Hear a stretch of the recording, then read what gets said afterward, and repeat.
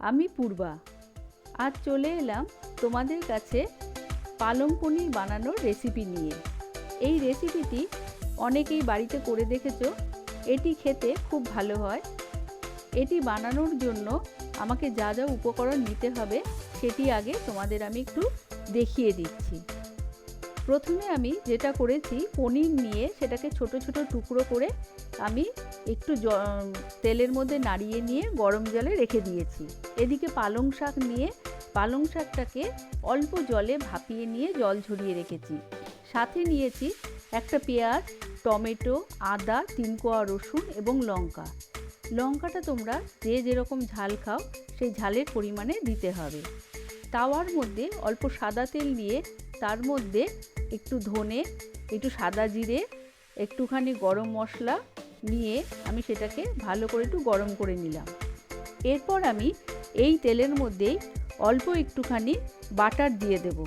Butter দিলে বাটারের সঙ্গে রসুনের গন্ধটা খুব ভালো যায়, সেই জন্য একটু আদা রসুনের পেস্ট এই বাটারের মধ্যে আমি ছেড়ে দিলাম। এরপরে এটাকে ভালো করে আমি খুন্তি দিয়ে নাড়িয়ে নেব।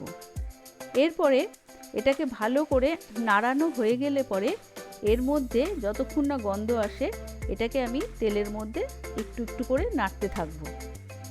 এই নাড়ানোর সাথে সাথে এই যে গন্ধটা ছড়াবে, এরপরে আমি এর মধ্যে আমার পেস্ট করে রাখা যে আদা, পেঁয়াজ, রসুন আছে সেগুলো আমি দিয়ে দিলাম। একটু কাজু বাদামও এর মধ্যে আমি দিয়ে দিলাম।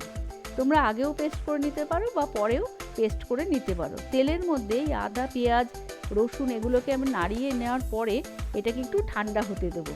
ঠান্ডা হলে নামিয়ে নিয়ে মিক্সিতে আমি এটাকে পেস্ট করে নেব। এদিকে যে পালং শাকটা আমি জল ঝরিয়ে রেখেছিলাম, এই পেস্টের মধ্যে এরপরে এই পালং শাকটাকে মিশিয়ে দিতে হবে অল্প অল্প করে। যখন এই পেস্টের মধ্যে থেকে ভালো করে মিশে যাবে পালং শাকটা, তখন দেখা যাবে এর মধ্যে একটা খুব সুন্দর রং বেরিয়ে আসবে। মশলা এবং পালং শাকের পেস্ট একসঙ্গে ভালো করে মেশানোর পর এর মধ্যে একটু লবণ, 1 চামচ লবণ, একটু হলুদ